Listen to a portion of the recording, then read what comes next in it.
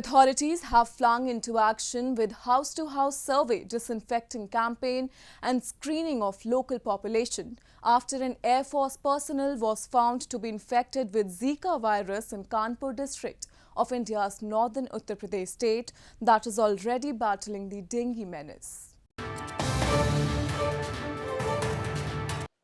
Authorities in Kanpur district of India's northern Uttar Pradesh state flung into action on Tuesday with house-to-house survey, disinfecting campaign and screening of local population after an Air Force personnel was found to be infected with Zika virus in the area.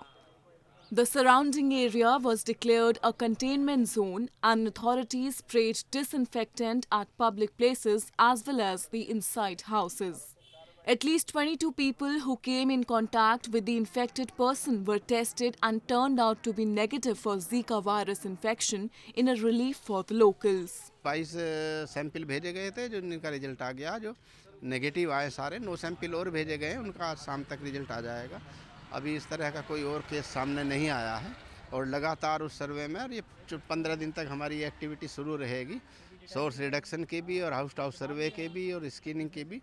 Zika is a flavivirus that spreads with mosquito bites. Most Zika virus cases are asymptomatic, however, it is especially dangerous among pregnant women.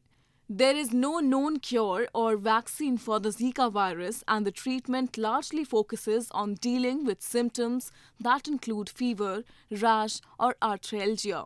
Uttar Pradesh, that is in the grip of dengue fever, a mosquito-borne viral disease, on Tuesday reported 26 new cases in its Ghaziabad district, taking the tally to 547 in October alone. Dengue cases in Indian capital New Delhi also crossed the 1,000 mark this year, with 283 fresh cases reported in the last week.